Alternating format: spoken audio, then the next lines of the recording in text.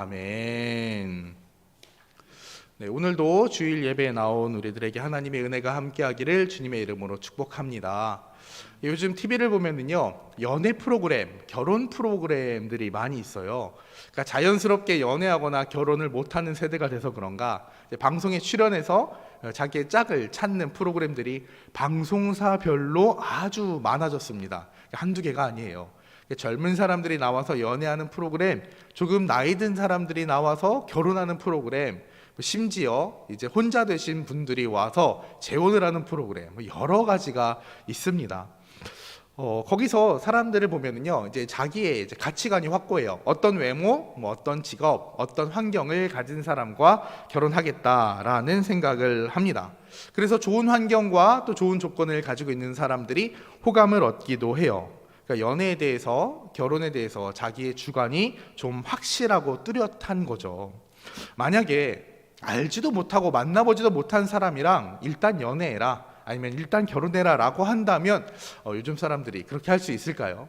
예전에는 그런 일이 있을 수도 있어요. 예전에는 그냥 부모님들이 어느 집이랑 결혼하기로 했으니까 시집 가라, 장가 가라, 예전에는 그랬을지도 모르겠지만, 여러분, 중매한 사람의 말만 믿고 함부로 내 인생을 맡기고 결혼할 수 있겠습니까? 아니, 정말 그러려고 하면 그 중매한 사람에 대한 신뢰도가 얼마나 높아야 될까요? 아니, 또 반대로 신뢰도가 아무리 높다고 한들 그래도 내 인생이 달렸는데 그 사람 말만 믿고 결혼을 할 수 있겠습니까? 그런데 오늘 말씀에는 그렇게 결혼한 한 남자와 한 여자의 이야기가 나옵니다. 바로 아브라함의 아들 이삭과 그의 아내 되는 리브가죠. 이 두 사람은 결혼 전까지 만난 적이 없습니다. 그냥 만나서 결혼했어요. 어떻게 이런 일이 있을 수 있었을까요? 이 이삭의 결혼 이야기가 담긴 창세기 24장은요 67절까지의 긴 말씀이에요. 그러니까 창세기에서 가장 긴 이야기입니다. 물론 이삭이 중요한 사람이기는 해요. 계속해서 제가 이제 1부 때 이삭에 대한 이야기를 하고 있는데, 이삭이 예수님의 예표입니다. 그러니까 중요한 사람이죠. 근데 그렇다고 해서 이 결혼이 그렇게 대단한 일이길래 이렇게 긴 장을 할애해 가면서까지 이삭의 결혼 이야기를 담았을까요? 이 이삭의 결혼 이야기를 통해서 우리에게 주시고자 하시는 하나님의 말씀은 뭘까요? 여러분, 결혼식에서 부모님들을 뭐라고 부르죠? 혼주라고 합니다. 혼주예요. 그 혼례의 주인 되는 거죠. 그러니까 우리가 장례를 치를 때는 자녀들을 상주라고 합니다. 그 장례의 주인이에요. 그래서 자녀들이 그 장례를 주관하죠. 사실 남편이 먼저 돌아가시든 아내가 먼저 돌아가시든 배우자는 그 장례의 주인이 아니라 자녀가 그 장례의 주인이 돼서 주관합니다. 반대로 우리나라에서 전통적으로 결혼은요 부모님이 주인이세요. 혼주라는 거죠. 그래서 내가 결혼하고 싶어요, 그러니까 나 결혼할 테니까 엄마 아빠 내 결혼식에 놀러 오세요 라고 초대하는 게 아니죠. 허락을 받죠. 내가 이 사람과 결혼하고 싶습니다, 허락해 주세요, 결혼식의 주인님, 이러는 겁니다. 그래서 부모님의 허락을 받고 결혼식을 치르고, 결혼할 때도 제가 청년들과 결혼 예비학교 할 때 그래요. 니들 잔치 아니니까 맘대로 하지 말아라. 그쵸. 사실 날짜든 장소든 웬만하면 부모님들이 허락해 주시죠. 안 돼, 내 맘대로 할 거야 라고 안 하십니다. 그래도 상의하고 허락을 구하는 게 예의죠. 왜냐하면 혼주기 때문이에요. 그런데 과거에는 더 했습니다. 그냥 허락을 구하는 정도의 혼주가 아니라 진짜 부모님 마음대로였죠. 너 이 집으로 장가가, 이 집으로 시집가, 너 이 사람이랑 결혼해. 그러니까 딱히 기업 간의 정략 결혼이 아니라 그냥 부모님들이 좋은 사람을 구해서 저 사람과 결혼을 시키는 것이 과거의 풍습이었습니다. 사실 연애 결혼을 한 지 우리나라가 얼마 안 된 것 같아요. 그런데 우리나라뿐만이 아니라 이스라엘도 마찬가지였습니다. 그 부모가 사람을 택해서 결혼을 시키던 풍습이 남아있던 것이 고대 근동 지방의 풍습이었습니다. 그래서 아브라함은 자기 아들 이삭을 결혼시키기 위해서 어떻게 합니까? 자기의 종에게 신부감을 찾아와라 라고 말합니다.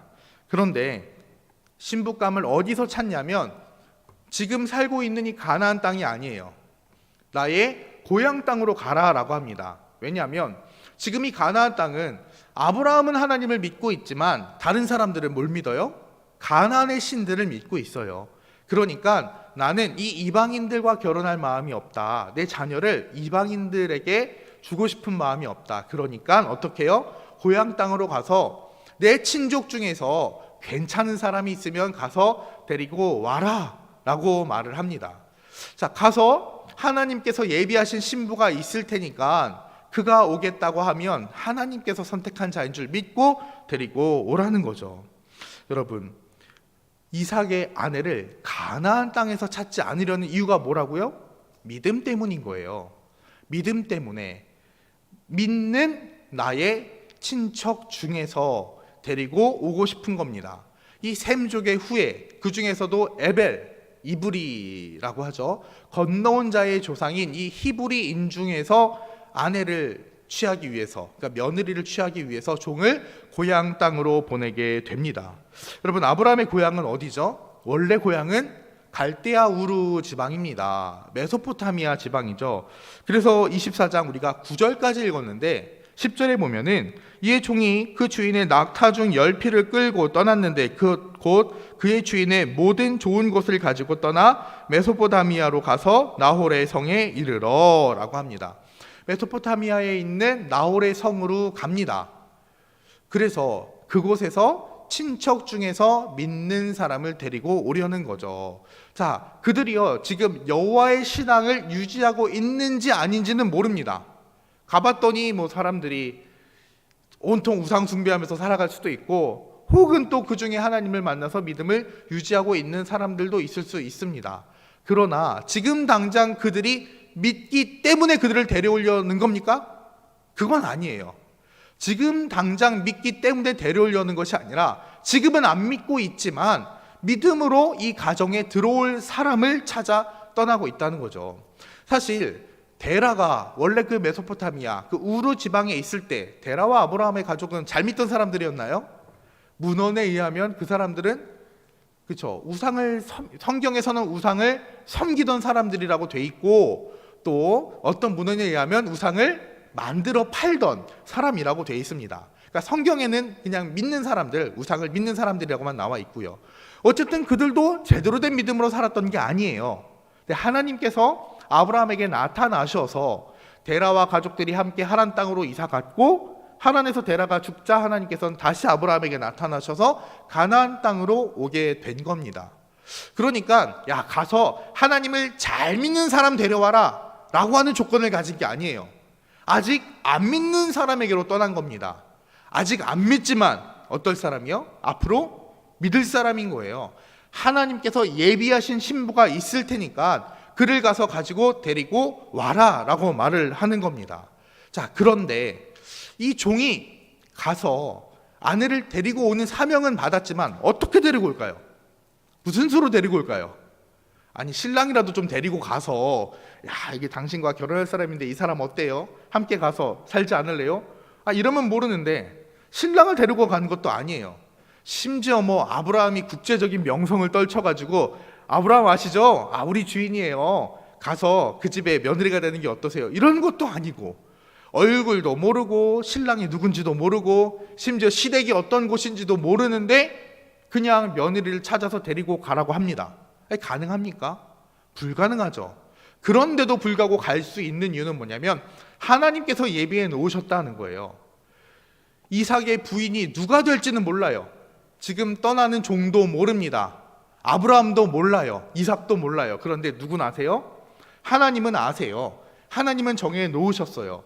그러니까 하나님이 정하신 것을 믿고 지금 아내를 찾으러 떠나는 겁니다.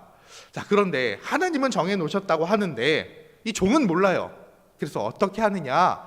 내가 낙대를 끌고 가는데 이 낙대와 나에게 물을 마시게 하는 사람을 하나님께서 정하신 사람이라고 알고 데리고 오자 라고 합니다. 그렇죠. 낯선 사람의 여러분 낙대, 그러니까 그 낙대 10마리한테 물을 주려면 얼마나 많이 물을 퍼줘야 될까요? 그죠? 그냥 할 수 있는 게 아니라 사실 헌신된 마음으로 그에게 물을 주어야 합니다. 그러니까 헌신과 긍휼의 마음을 가지고 있는 사람이에요. 그런데 때마침 한 여인을 만나요. 그리고 그 여인이 물을 줍니다. 알고 보니 이 사람이 누구예요? 이 리브가라고 하는 여인인데 이 사람의 족보가 어떻게 됩니까? 오빠의 이름은 우리가 잘 알고 있는 라반. 그렇죠? 나중에 야곱의 부인이 되는 레아와 라헬의 아버지인 라반입니다. 그리고 그들의 아버지는 부두엘이고요. 알고 보니 이 사람이 누구의 자손이에요?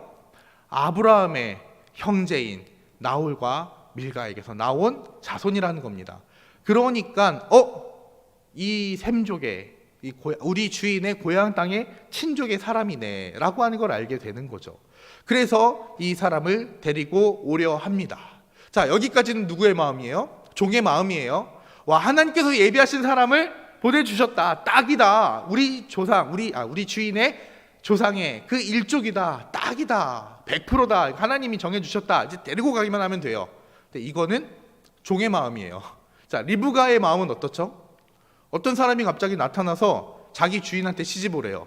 그 사람이 누군지도 모르는데, 심지어 저기 멀리 아주 먼 나라로 시집을 오래요. 그럼 가겠습니까? 모르는데. 자, 그래서 이 종이 리브가를 데려가기 위해서 어떻게 합니까? 자기 주인을 소개해요. 뭐라고 하냐면 35절과 36절을 보면 이럽니다. 여호와께서 나의 주인에게 크게 복을 주시어 창성하게 하시되 소와 양과 은금과 종들과 낙타와 나귀를 그에게 주셨고 나의 주인의 아내 사라가 노년에 나의 주인에게 아들을 낳음에 주인이 그의 모든 소유를 그 아들에게 주었나이다. 여러분, 결혼하는데 자, 이삭은요 어떤 성격을 가지고 있고요, 어떻게 생겼고요, 이런 걸 이야기하는 게 아니에요. 누굴 이야기해요? 시아버지.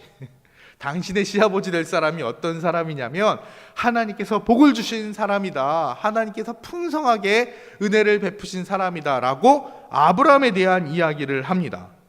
그 주인의, 그러니까 그 아들의 아버지를 소개해요. 그리고 그 아버지가 얼마나 대단한 사람인지를 소개합니다. 그리고 나서 그 대단하신 아버지의 모든 것이 이제 누구의 것이 될 거라고요? 그 아들의 것이 될 거라는 겁니다. 그러니 그 아들에게 시집오라 라고 말하는 거죠. 여러분, 아브라함에게는 몇 명의 아들이 있죠? 총 8명의 아들입니다. 이스마엘은 떠나서 7명이 살고 있어요. 그거 다 이삭한테 줄지 안 줄지 어떻게 알아요? 우리 알죠. 우리 아는데 아직 시집 안 간 사람이요. 그거 내가 결혼하면 내 남편한테 줄지 안 줄지 그거 어떻게 합니까? 아니, 그것보다 일단 이 종이 말하는 게 진짜인지 아닌지 어떻게 믿어요?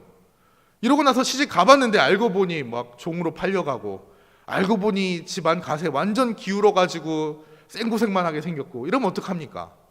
아니, 믿음이 있나요? 믿음이 있어요?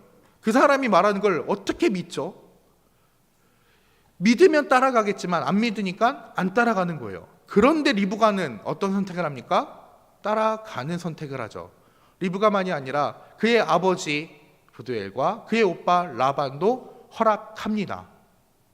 그렇죠? 집안 남자들의 허락이 있어야 되죠, 이 당시에는. 그래서 그는 이제 이삭에게 시집을 가기로 합니다. 뭐만 믿고 가는 거예요?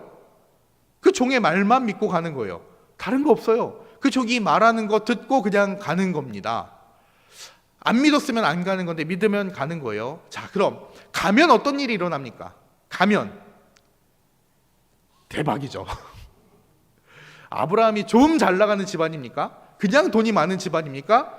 나라들과 싸워서도 이길 만큼의 강한 군대도 보유하고 있는 그런 사병을 가지고 있는 집안이에요. 나라의 왕들이 무서워하는 집안입니다. 그러니까 이 아브라함의 집에 들어가서 그 아들과 결혼만 하게 되면 대박인 거죠. 믿어서, 그 말을 믿어서 시집 가면 모든 것을 얻는 거예요. 근데 그 말을 안 믿고 그냥 시집 안 가면 아무 상관이 없는 거죠. 너무 마음에 들 거예요, 리브가가. 그럼 종이요, 어떻게든 리브가를 설득시켜서 데리고 갈까요? 아니에요. 뭐라고 하셨죠? 아브라함이 뭐라고 했습니까? 가자고 그래서 오면 데리고 오고 안 온다 그러면 그냥 말하라. 그러니까 억지로 데리고 오지 말라는 거예요. 오라고 했을 때 오면 오케이인데 안 오면은 그냥 가라는 겁니다. 그러니 이 권변의 말을 듣고 가겠다라고 하면 아브라함 집안의 사람이 되는 거고, 안 가면 아무 상관없는 사람이 되는 거죠. 여러분, 좋은 집으로 시집 가고 싶지 않겠습니까? 좋은 데로 또 자녀 또는 여동생을 결혼시키고 싶지 않겠습니까? 여러분, 자녀들이, 딸 가진 부모님들, 자녀들이 어디로 시집 갔으면 좋겠어요? 뭐 재벌집, 권력 있는 집, 뭐 그런 집에 혼처로 들어오면 그래도 좋지 않나요? 잘 사는 집이라는데. 흔히들 사자 집안에 결혼시키면 좋다고 그러죠. 사자 직업을 가진 사람들이 얼마나 좋습니까? 신랑감으로 최고죠. 전도사, 강도사, 목사, 사자가 최고인데 우리는 또 믿는 집으로 이제 시집을 가면 좋죠. 여러분, 그래도 남편도 좀 번듯하고 믿음도 있고 얼마나 좀 좋은 사람이면 마음이 편안하겠습니까? 여러분, 교회 안 다니는 사람들, 믿지 않는 사람들의 결혼의 기준이 뭡니까? 외모 보죠, 능력 보죠, 그러니까 돈 보죠. 본인 재산 말고 요즘은 부모님 재산 보죠. 그렇죠? 돈 보고, 외모 보고, 성격 보고, 능력 보고. 그럼 교회 다니는 사람은 뭘 봅니까? 돈 보고, 외모 보고, 성격 보고, 능력 보고, 믿음 보고. 그래서 어렵죠. 믿음만 보면 좋은데, 그런데 사실 사람이 어쩔 수가 없죠. 믿음이 있는 사람들 중에서 이왕이면 내 마음에 합한 사람을 찾게 되지 않을까요? 믿음이 있는데 이왕이면 뭐 잘생기면 좋고, 믿음이 있는데 그 전제가 되어서 성격도 나랑 맞으면 좋고, 그러니까 아무래도 좋은 혼처를 찾게 돼 있어요. 그러니까 리브가는 그 집에 시집을 가고 싶은 거예요. 라반과 부두엘은 그 집에 시집을 보내고 싶은 겁니다. 대신에 근거가 뭐밖에 없어요? 그 종의 말밖에 없는 거예요. 그 말 하나에 모든 게 달려 있어요. 그러니까 아브라함의 입장에서는 이 종의 말을 듣고 노력 안 해도 종의 말을 믿고 오면 얼마나 사랑스러운 며느리입니까?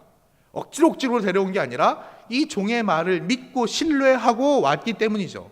그런데 안 믿고 안 오겠다라고 한다면 그래, 우리 집안과는 상관이 없는 사람이다라고 떠나보낸다는 겁니다. 여러분, 이 종의 말이 거짓말이면 큰일 나는 거죠. 믿고 따라간 그 인생은 완전히 망하는 겁니다. 그러니까 믿고 나온 자가 귀한 거죠. 여러분, 믿고 가면 하나님께서 아브라함에게 주신 복이 리브가의 것이 되는 거예요. 그런데 안 믿고 안 가면 하나님의 복이 그의 것이 아니게 되는 겁니다.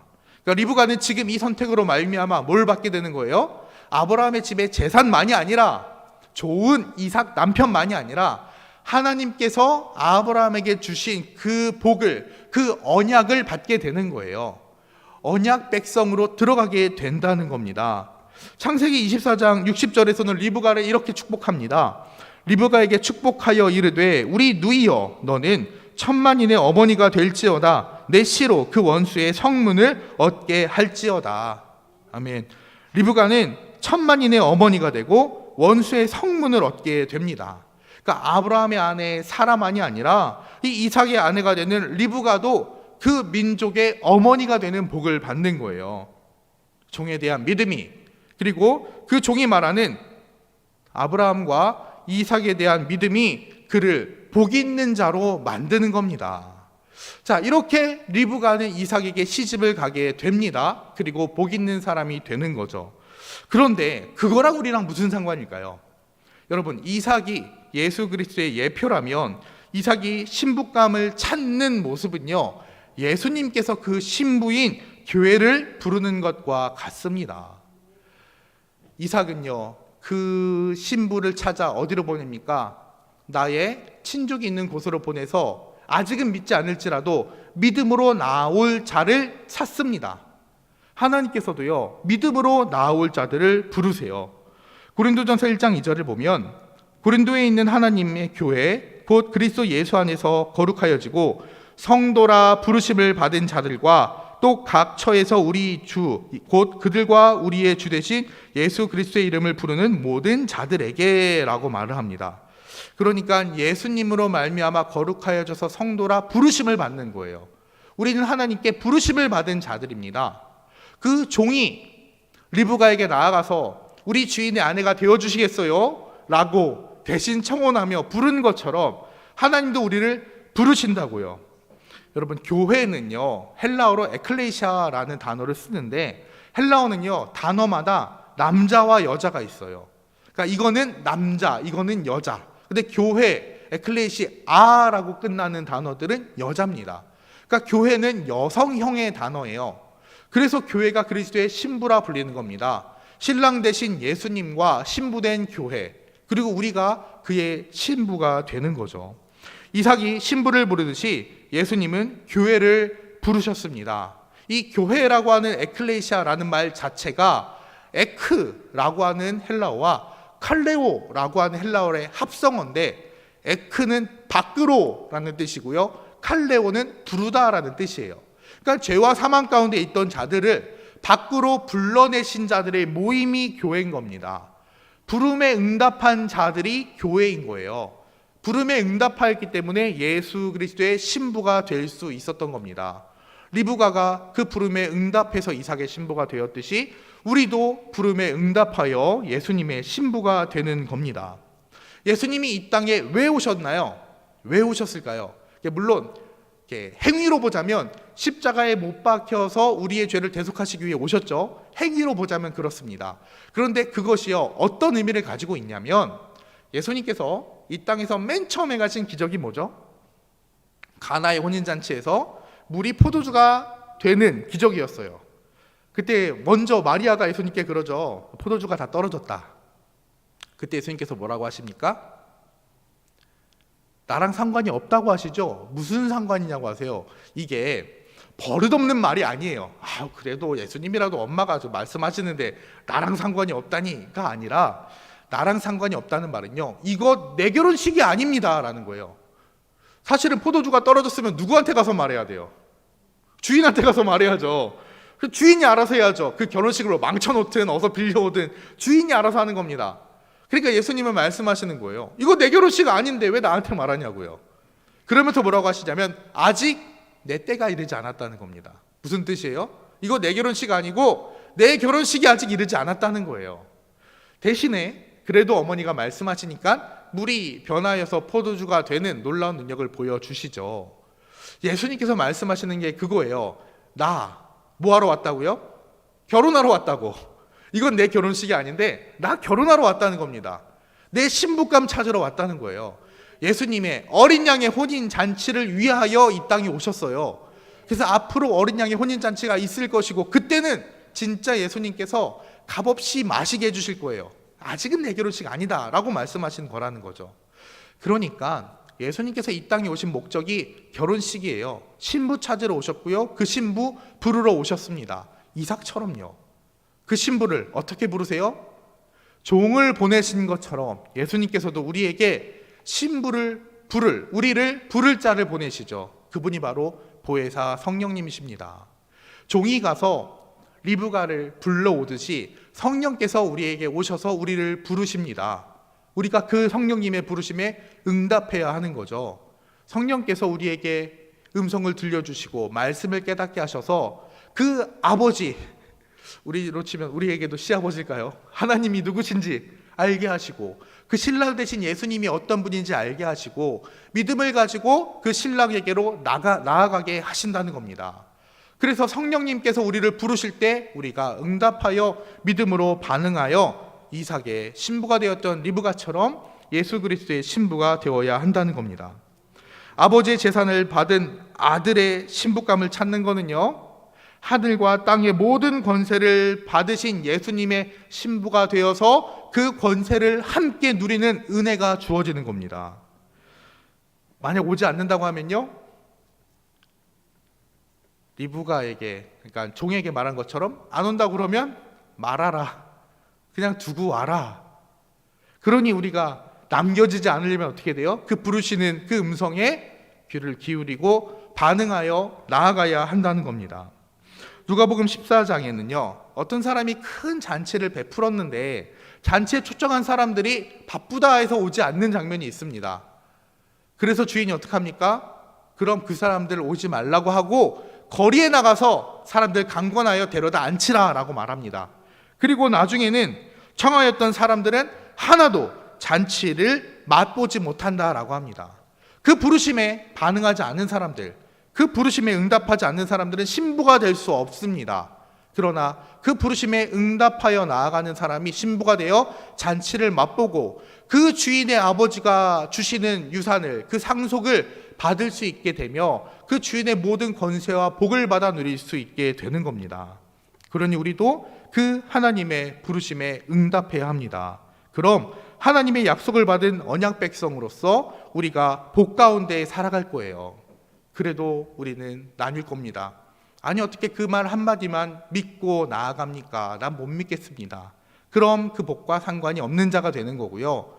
그 말씀을 믿고 나아가는 사람은 그 복의 상속자가 되는 겁니다. 여러분, 우리는 믿음으로 천국 간다라고 말을 합니다. 사실 행위를 보시진 않죠. 우리가 물론 믿는 사람이기 때문에 선하게 살아야 되는 건 맞지만 그냥 믿음 하나로 천국 갑니다. 단순해 보이죠. 그런데 믿음 하나로 천국 가는 게 어떻게 보면 얼마나 큰 도박입니까? 죽었는데 뻥이면 어떻게 해요? 죽었는데 뻥이면 난리가 나는 거죠. 우리 모두가 얼마나 불쌍한 사람입니까? 세상의 것 아무것도 즐기지 못하고 사람들처럼 마음대로 살아가지 못하고 그냥 이 말씀 하나 믿고 믿음으로 살았는데 아무것도 아니면 어떡합니까? 그래서 그 믿음이 귀한 거죠. 보이지 않는데 그 믿음으로 천국을 소망하며 그 신부가 되기 위하여 나아왔기 때문에 하나님께서 그 믿음을 귀하게 여기시는 겁니다. 그래서 그 믿음으로 말미암아 우리에게 은혜를 베푸시고 하늘의 복을 상속해 주시는 것이고요. 가끔 전도를 하다 보면 이런 분들이 있습니다. 아니 어디 하나님 사진 가지고 와봐. 하나님 사진 보고 믿으면 그게 믿음인가요? 그렇죠? 누가 그래요? 막 하나님한테 심지어 어떤 사람은 억지를 부려요. 막 문자 보내봐봐, 전화해봐봐.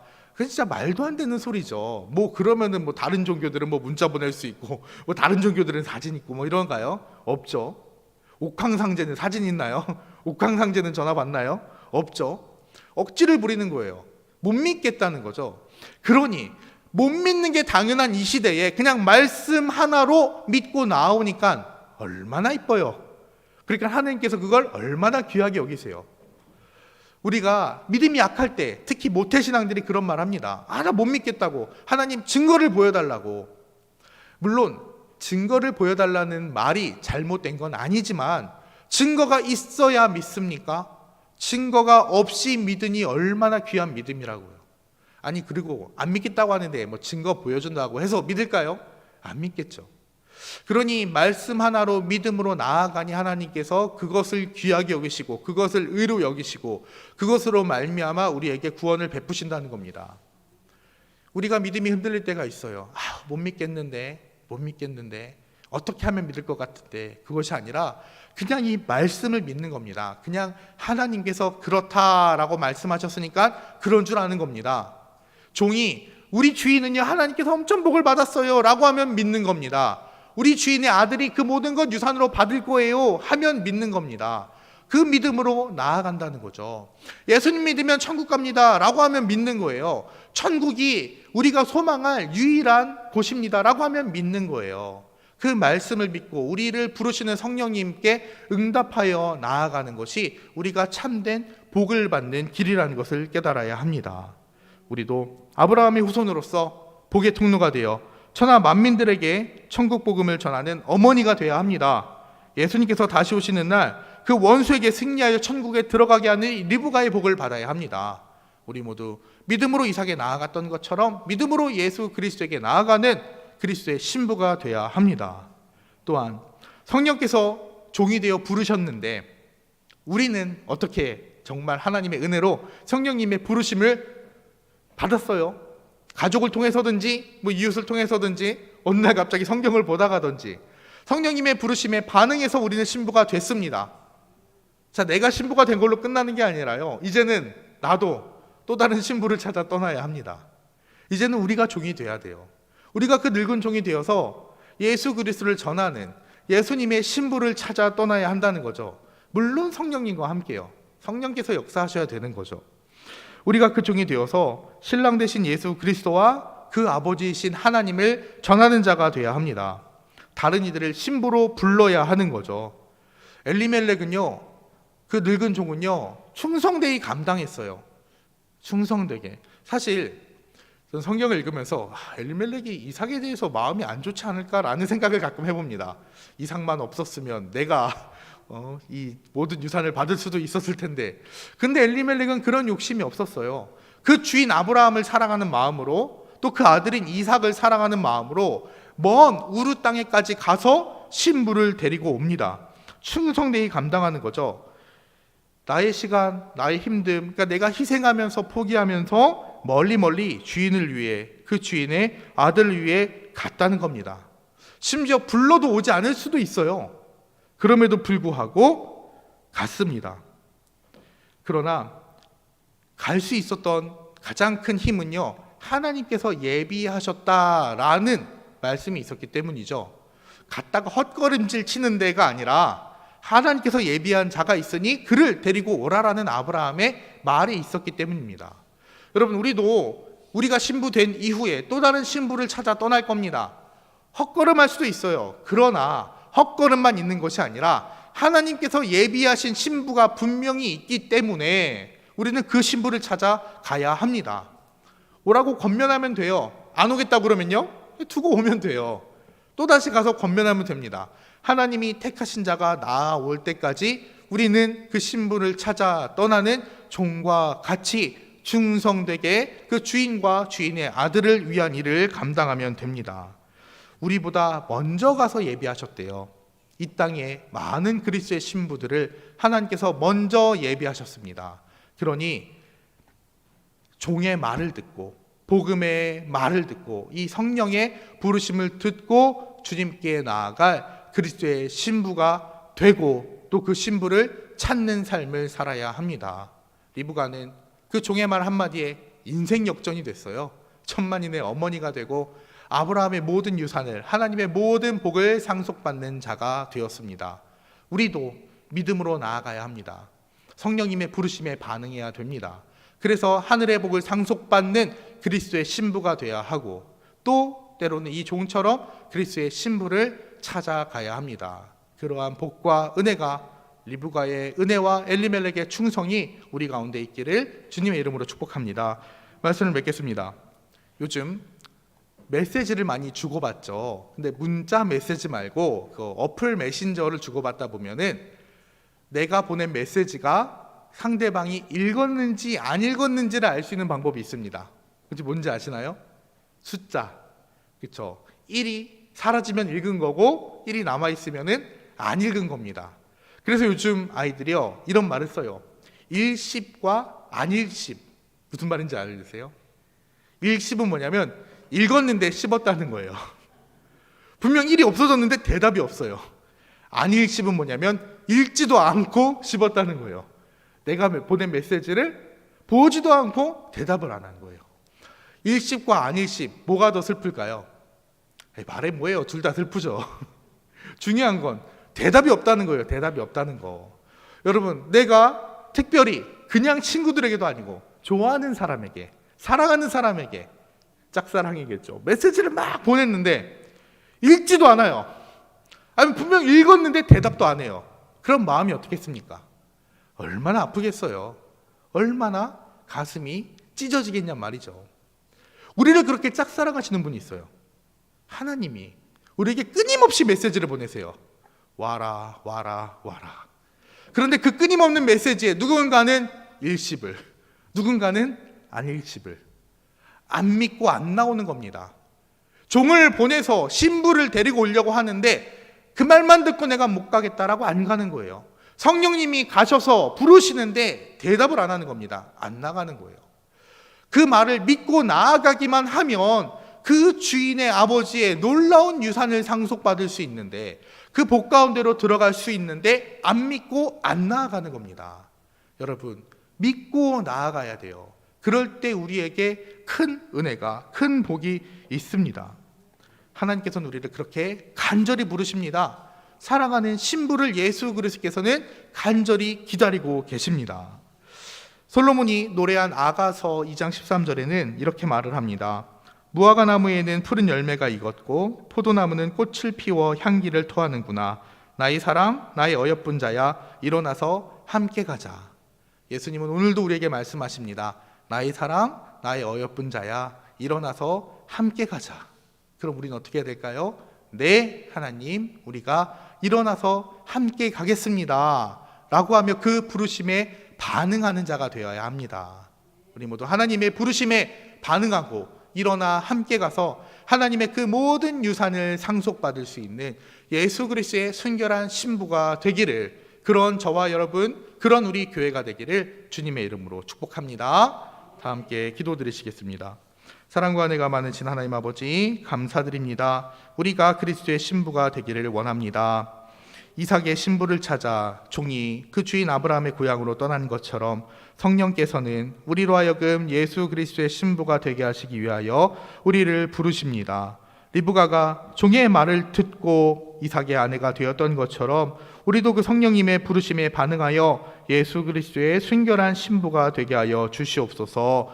그 어린 양의 혼인잔치의 신부가 되어서 하늘의 모든 것을 상속받게 하여 주시옵소서. 지금은 눈에 보이지 않지만 아무런 증거도 없지만 그 종의 말을, 그 성령님의 음성을 듣고 믿음으로 나아감을 귀히 여기시고 하늘의 모든 것들을 우리에게 허락하여 주시옵소서. 우리가 그리스도의 신부가 되고 우리 교회가 그리스도의 신부가 될 수 있도록 우리를 성령 충만함으로 성령의 음성에 반응하는 믿음으로 채워 주시옵소서. 예수 그리스도의 이름으로 기도드립니다. 아멘.